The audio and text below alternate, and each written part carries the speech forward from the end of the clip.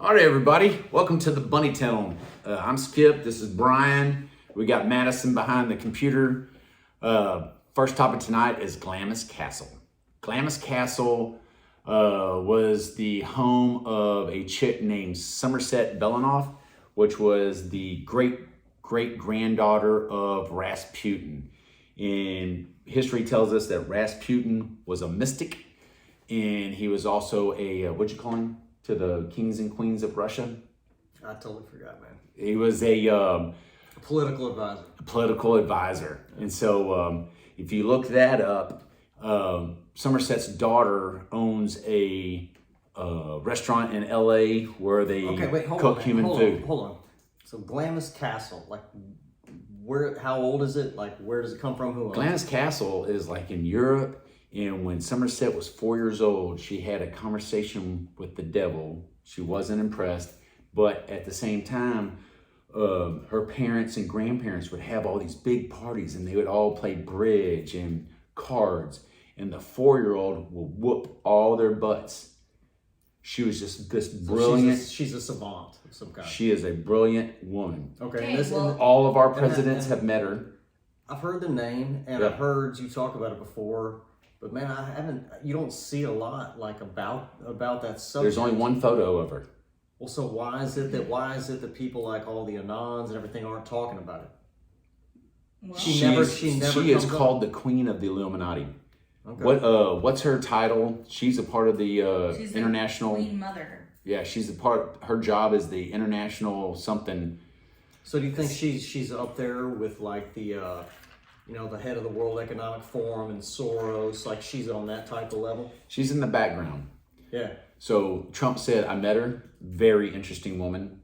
All the world leaders, she's the only person that can go to the White House or any other capital of any nation unannounced. I have heard that. And she can just walk in. But the only thing about it, man, it just gets me is that it's never discussed. Nope. This is not on any topics that you see like on Twitter or X now or or anything else. Like it's never talked about. That subject is never discussed. I don't know why, because I'm so intrigued with her. Yeah, how old is she now? Like she used to party with Jimmy Page of Led Zeppelin. Yeah, okay. So she was a London socialite when she was in her teens, and so the Stairway of Heaven, she helped write that. Okay. Have you heard this chick? I've seen that, yeah. So, yeah, I'm so very intrigued with this lady. And like I said, her daughter has a cannibal restaurant in LA. It's just so really interesting topic to dive into. Of course, we have, and there's not much. There's not much on it. If she's one of the top of the food chain of the Illuminati, then we need to look at it like a little more and find out. She is the queen of the Illuminati. I know. Me and my daughter she can't be at like the top. You think she's like at the top? Yeah. I mean, really, like at the top. Yes, we're talking about she's the most top. Powerful. And...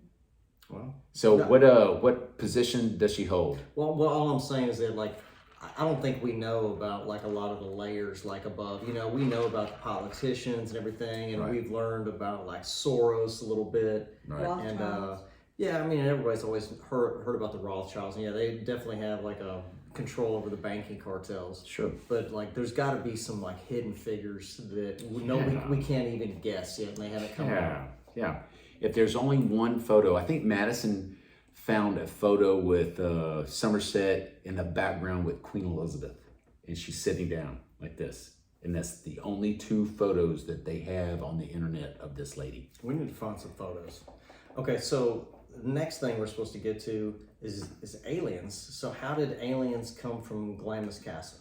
Like how did I don't know if it came from the spirits. I don't know about that. I don't know about that. Get there, Madison? But all over the news right now.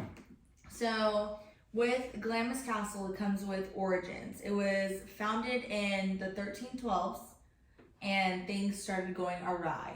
Okay, so that's when the castle was built, like in the 1300s? Yeah, 1300s. Okay. That's I was asking you earlier. Yes. Yeah. And so with that being said, it comes from the Lion family, Bow's Lion. And since that time, the castle was rebuilt, and it was rebuilt in the 15th century because of different catastrophes.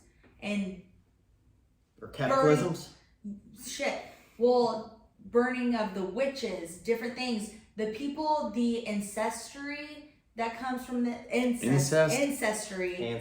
Or ancestry. Ancestry. All these things. These people are crazy. Their minds are insane. Their stories of the lions, the family of the lions, they are meeting with the devil. They are crazy. And when is this? Like, what kind of time frame? Well, this time, the castle was built in 1372. So this is like back in that age that these that this type of group is going around talking about this stuff. And so with the royals, they want to be connected. They want to have a strong lineage. So they're already incestuous. It's just like the Rothschilds breeding. Yes. Well, you interbreed And with so them. they inbreed. Yeah, you also inbreed in the Bible too. I always told you about this, man. When Abraham has his first son, which is, what's his name? His first son is Ishmael, correct? Okay. He has it with his, the handmaiden Hagar or whatever. Hagar, yeah. Yeah, so Ishmael's his oldest son, but his most Was that Sammy Hagar? No. Okay. His most legitimate son is the son he has by Sarai or Sarah, which was his wife. But the reason why that son is more legitimate is because Sarah is his half sister. It's his daughter. Whoa. Whoa, he's digging into this. Well, no, it has to do with bloodlines, and it has to do with like DNA. Well, did they have any kind of other choice? Was like another tribe across the creek? No, it was like in ancient times. It was always better to have a child with your. It's gross. It's so gross. Dude, it's so true. I don't know, but this I don't is like thinking about this it. This is in the Bible, man. This is Abraham. Okay. Abraham, like the father of Abraham, the father of many sons of Islam, the father of Christianity, basically, and also what else? What's the other religion? Was he in the boat, Abraham? No, man. That's Noah. Noah. Was Noah before Abraham? Yes.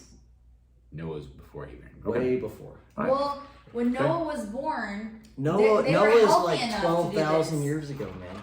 Yes. They were. Abraham is like 1500 BC. You got me off topic. No, Cain. Oh, it's easy too. Cain was married to either his sister or his niece, and Sarah was Abraham's half sister. Abraham's brother, Nahor, was married to his niece, Micah. Her name was Nahor? Nahor. Yeah. Nahor, like Drakkar. Milcah. Like I'm telling you, that's the important thing though. It's like when you're talking about like kings and queens from back in the day. Yes, they were the most important thing to do when you pass down your lineage was if you're the king, you need to have a son, and that son needs to be by your half sister, not the same mother, but the same father. Because they're genetically pure. Like the concubines, he'd have a kid from a concubine. And it's like you hadn't needed. No, it's not necessarily a concubine. It's more from almost like an indirect. It's a somewhat direct blood relative, but there's very specifics to go with. That's why Abraham. That's why it's so important, that part in the Bible, because they're just copying the Sumerians, like they're copying. Okay, I got gods. You. So that's so she was saying. So were the Sumerians Jews? I mean, no, they predate them. Like, okay. They're so is Abraham a Jew? No. Are they Jewish? I don't know. I have no idea. Well, Abraham is from Abraham, because they didn't know Jesus yet, so they're probably Jewish. No, Abraham predated Jesus by like 1,500 years. Yeah. But where he originates from is the city of Ur, which is a Sumerian city. Well, that's why they got Abraham grew up. That's where the city of Ur. Abraham's father was named Terah, and he was an oracle priest in the city of Ur. And then they left that city and went to the land of Canaan, basically. This is cool. Our father. So Abraham's father is Ur. No, it's Terah. Terah. They lived in the city of Ur, which is a Sumerian city. Okay. So a lot of people don't know about Samaria and the Sumerian text. They have no clue about that. That predates the Bible, predates everything, the Sea Scrolls, the Dead Sea Scrolls, all the tablets of Samaria. I think people they have no interest in it whatsoever. Like they have no clue, they don't care that these people, like, it's not as easy as like you and I, like, today we can type something on the computer. We can take a pencil and a pen and write it on a piece of paper. We can write stuff. They couldn't do that back then. They had to go through the crazy trouble of taking these like large wet clay tablets, and they'd be wet, and then they would make impressions using like a stylus to write out their text, and then they have to like fire them in ovens to, you know, to Preserve them and to keep them hard. But it was just, if you're going to go through that kind of trouble to do something and document something, like, you're not making it up. It's not fiction. Like, it's just, that's why a lot of the stuff they find, it's stuff about like court rulings, it's stuff about like business agreements, like, and that's literally what's written on these like, you know, 4,000 or 5,000 year old clay tablets. And That's it's amazing. Just, but most people can't believe that, you know. Yeah, But that's pretty cool. It's more poetic than it Samaria is was law. was that before Egypt? Yes, a lot of people. So back in the day, and we were talking about the Greek stuff earlier. We were talking about some Greek war tactics that they,